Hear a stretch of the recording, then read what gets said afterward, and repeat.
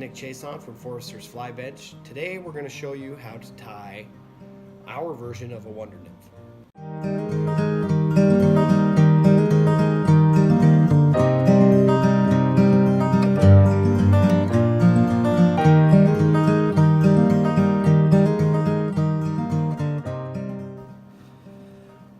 First step in the process is to wrap your 8/0 thread around a size 16 Komodo extra heavy hook, nymph hook.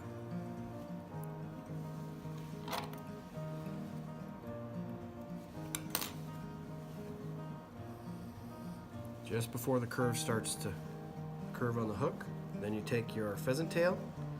This one's a little ratty, but you try to find a few strands. Pull them down like this so they should level out. We're just using the tips of them, so we don't need the whole thing. And gently wrap those on the back of the hook like that. Gently work your way up the shank, trying to keep the pheasant tail strands on the top of the hook. About 3/4 of the way.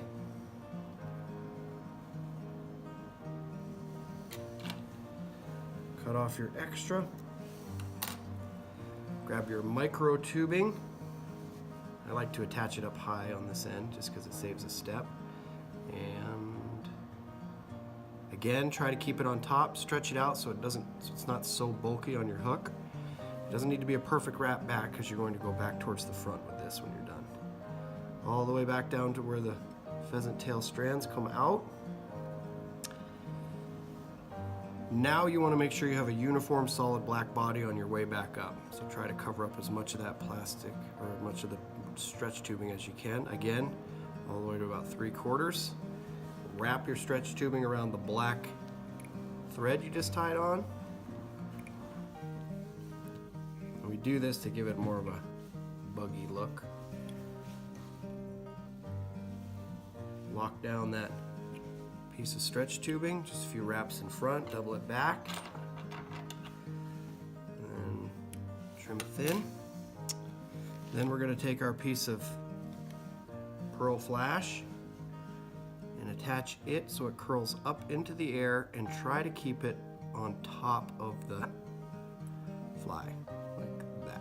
So it sticks out just like that. Then we're going to find our piece of grizzly hackle that's just perfect for that underside. This one should be good. Trim off the follicle on the bottom, and then you can trim just a tiny bit up each side. Trim just a tiny bit up each side of the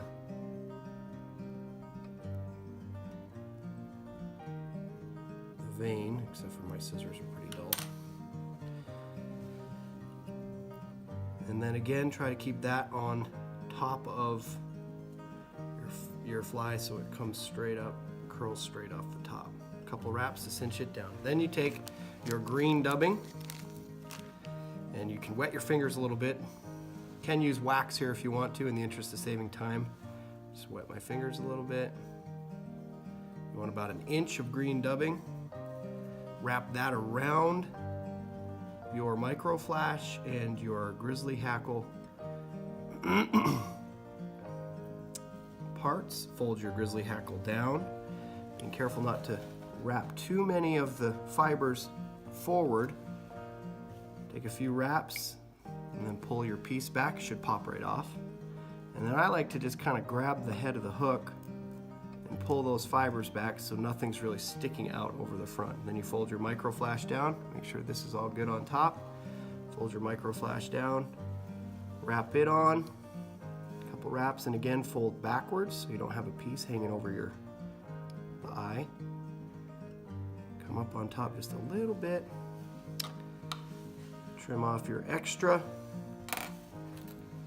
and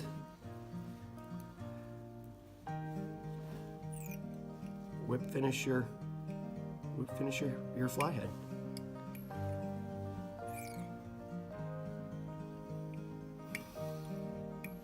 And I like to do two just to make sure.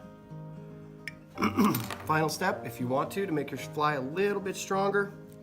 It's hard to do. A lot of guys use Zap-A-Gap glue, which is a really great idea. I don't have any, so I'm just going to use my Sally Hansen's Hard as Nails and just put a little dab on there. And voila!